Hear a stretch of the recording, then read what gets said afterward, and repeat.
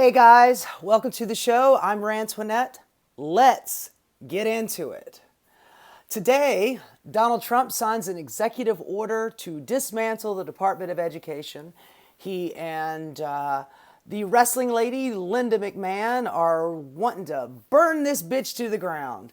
He goes out there on TV, surrounded by a bunch of charter school children with their cute little executive orders to sign right there with him because you guys hate school. Sign this little note for me. Jesus fucking Christ. It is absolutely insane that we're actually considering they're doing it. They're absolutely doing it. And the Republican Party has been wanting to do this for decades. I remember when Perry, was, I believe, senator for Texas, Perry was running for president back in 2016, and that was one of those. He said, I want to get rid of 3 departments like right away. The Department of Energy, the Department of Education, and the other, I can't really remember. Oops. Whatever. They're doing it now. They are well on their way. And like I said, this is one of the things that the Republican Party has been desperate to do for such a long time. It follows right along with with their MO.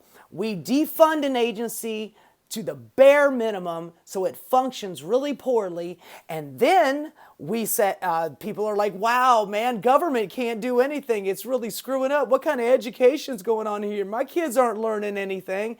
And then the Republican Party's right there to go, I got an idea. How about we privatize it? That sounds great, right? We could do some charter schools and we'll give you some vouchers.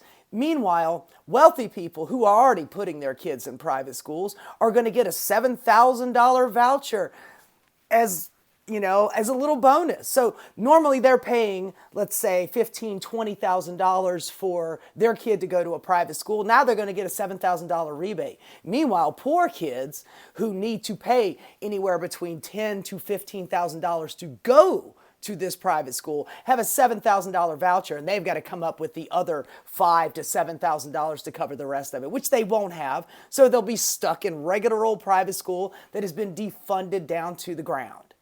And this will succeed in cutting funding for poor children and special needs kids. Look, you see this is how it works. Since the 70s, I believe it was Ronald Reagan in California was one of the first guys to start funding public education solely through property taxes. So if you live in a wealthy community, your property taxes are high, your schools are going to be nice. They're going to be clean. They're going to have fresh books. They're going to have well-paid teachers. But if you're living in a poor community, your property taxes are not very high, so you're not getting as much funding going into that school. So the rest of it needs to be covered by the federal government. So the poorer your community, the higher the funding comes from the federal government. And when the federal government stops funding that, what do you think is going to happen to those poor schools? They're going to be decimated. They're going to be screwed, and these kids are not going to get an education. I mean, I hate to use the R word, but it's pretty racist. But the problem is that white people are going to be affected by this. If you are living in a poor community in Alabama, they don't care what color you are. If you're white, you're brown, you're black, you're getting screwed. And your kids are getting screwed too. And they're not going to get an education. And it's just going to continue this, poor education to reform school to jail pipeline. It's lovely. And I think that the Republican Party is really happy about this. So, oh joy. No more education. Fantastic. Moving on. Elon Musk is now getting Pentagon briefs.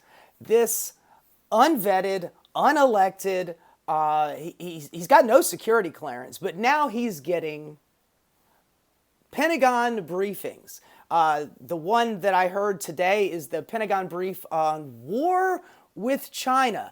That sounds like a great idea. The second biggest military on the planet, we want to plan a nice little war with them. Jesus Christ, they could bend us over economically. But now, the only power we have left is bombs. But Elon Musk, I think he might have a conflict of interest considering he sells his Teslas in China, which, by the way, he's not selling as much as he used to because a Chinese company called BYD makes an electric car that is like 10 times as good as a Tesla. And of course, nobody in America is allowed to buy those things. Europe is getting those things, so they're buying a lot less Teslas. And I mean, Europe, I believe Germany said that 94% of Germans said they would never buy a Tesla. I guess the last time they saw somebody given a Sig Heil, they had a real bad time with that guy. So maybe, that's causing their trepidation about buying a Tesla car. But anyway, he is getting briefings from the Pentagon. This unelected, unvetted bureaucrat who is trying to gut your Social Security is now getting Pentagon briefings. I think that that's just fantastic. And of course, Elon and Trump are both saying that this is fake news, but they also say that they want to go after the leakers. So which is it? Is it fake news? Or is it real and you've got to go after the leakers for putting out the truth? I mean, make up your mind, guys. You can't have it both ways. It's not fake and real at the same time. You can't speak out of both sides of your mouth. We're not dumbasses over here. When you think about Elon, just remember, he is a loser. Donald Trump is a loser, but Elon Musk is a big old loser. And it doesn't matter how much money he has or how many companies he buys. He cannot buy being cool. Anyway, moving on. Back in 2016, they were trying to pass the first bathroom bill.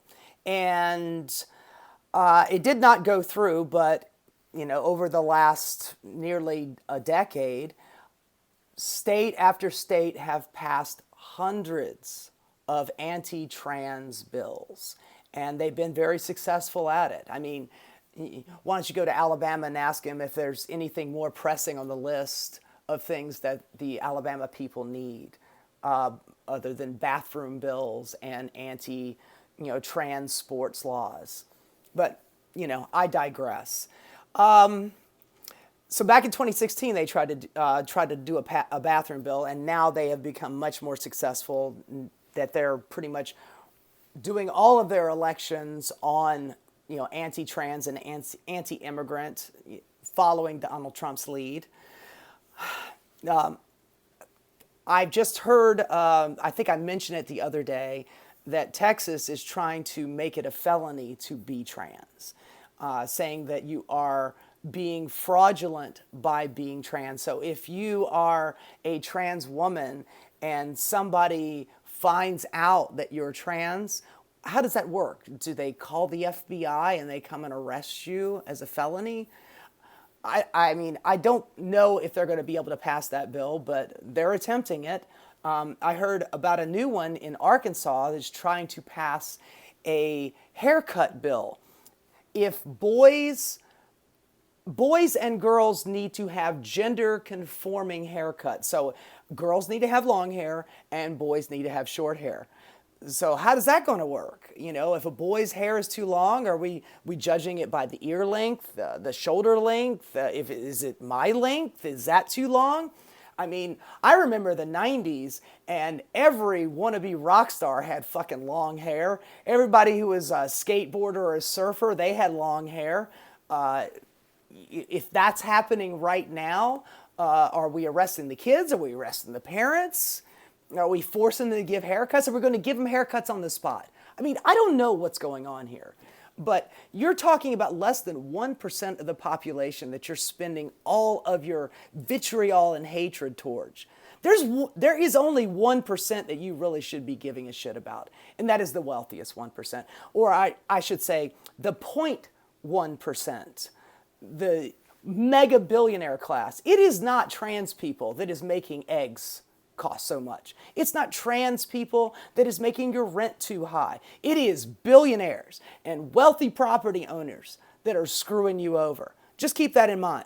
1% over here, 1% over here. This is the one that's costing you so much money. These people don't have anything to do with the price of your groceries. But these people do.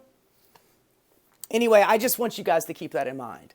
I would much rather deal with the transgender 1% than the billionaire class 1%. Let's see here.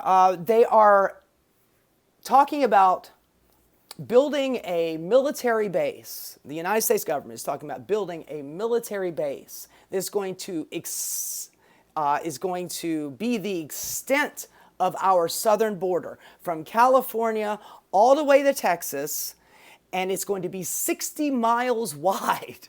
A 60-mile wide border length military base with military action going on there. Now, I don't know if you guys know anything about military bases, but a military base is basically like a sovereign area. There are no laws other than military laws. There are no property rights. This is a military base. There's, there are no warrants. There are no laws. Let's say that you have a house in that 60-mile wide border area, and they send in the military, by the way, posse comitatus, using the military on American citizens. Completely illegal and completely unconstitutional. But let's just say that they suspect that there is an illegal immigrant in your house. They can search your house. Just go on in there and search your house. There ain't nothing you can do about it. You have absolutely no power. And do you think they're going to stop at this? That is not how fascism works. Fascism doesn't go, hey, I got what I wanted. Time to live out the rest of our lives in relative comfort. No, honey. Fascism goes, oh, I won that one? Okay, well, let's see what else we can get. They are going to expand these powers, and your rights are going to continue to decrease. I don't know what to say about that. I think that a 60-mile wide border is absolute insanity, and using military on American citizens is just insane. But hey, welcome to the free world. This is an important one for people that live in Wisconsin. I please, if you're hearing my voice, go vote. There is a Supreme Court seat that is up for re-election. Is a special election. It's happening on April 1st. It's not April Fool's Day. It is April 1st. There's a special election for a Supreme Court seat. And Elon Musk is already doing his fuckery.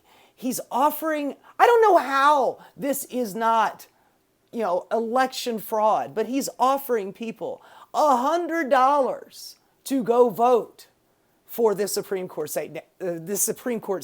Now he's going to say, well, I'm not saying that they have to vote, but they need to come to this meeting and I'll give them $100 and then they can vote their conscience. Whatever, man. You are offering money for votes. That's election fraud. I mean, just like during the election for Donald Trump, he was offering people $1 million. He is going to use his vast wealth to influence every election that he can. And he's succeeding. He already succeeded in 2024 election with Donald Trump. This is just the next one. And I know that this sounds like a small deal, but it is not a small deal. This is a 50-50 state. There is a lot of on the margin voting going on in this state. And when you have a decent person running for the Supreme Court seat, and then you have a seriously MAGA conservative Republican who is absolutely desperate to carry water for Donald Trump, these kind of things make a huge difference. And if you're in Wisconsin, they have early voting. You can go vote tomorrow. So, please do all of us a favor and get out there and vote against this MAGA turd that is running for the Supreme Court seat. Let's finish it off with this one, just for funsies. Comedy is dead. Long live comedy. I hear conservatives out there going, they're trying to kill comedy. They're trying to make comedy illegal. Of course, I'm channeling my inner Elon Musk. They're trying to kill comedy. And comedy is back, baby. We're so funny. Dude, you're not funny. You have never been funny. Well, unintentionally funny, dancing around like a dipshit on stage, showing your little bottom of your tummy in your tight little dark MAGA shirt. Go fuck yourself, man. But anyway, the conservatives right now are really, really pissed off at Bill Burr. Bill Burr, the fucking comedy goat, in the vein of George Carlin. I love the guy. I really appreciate what he's doing. He's made it his one-man mission to tear down Elon Musk. And I'm watching all of these conservative pundits just come to Elon's defense. I believe Bill Burr said something a few days ago. He made a joke about it, saying that that billionaires should be put down like dogs. And obviously he's a comedian. He's making a joke here. He's not saying that people should go out there and kill billionaires. But he also said free Luigi. So those two things together have really set off the Republican pundit class. They're fucking apoplectic about this. It's like, you can't be defending murderers, and this is really dangerous for these wonderful capitalists, and meanwhile, George Zimmerman, y'all praised him for killing a young black guy with Skittles in his pocket.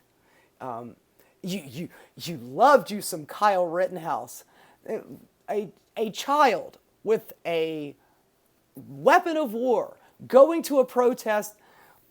Was he not looking to shoot somebody? He shot some people, and then he gets off, and then you guys just praise him to high heaven. Daniel Penny, the dude that choked out a homeless black guy on the subway. Y'all praised him. I remember all the jokes that you talked about when Nancy Pelosi's husband got attacked by that psychopath with a hammer that broke into his house. And Donald Trump Jr.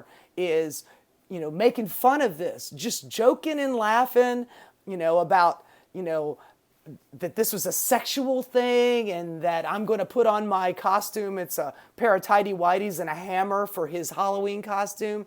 Y'all were laughing and joking about that, saying, what, y'all can't take a joke? Comedy is dead? Well, here's Bill Burr giving you a little comedy back. How do you feel about that? Oh, you don't like that, do you?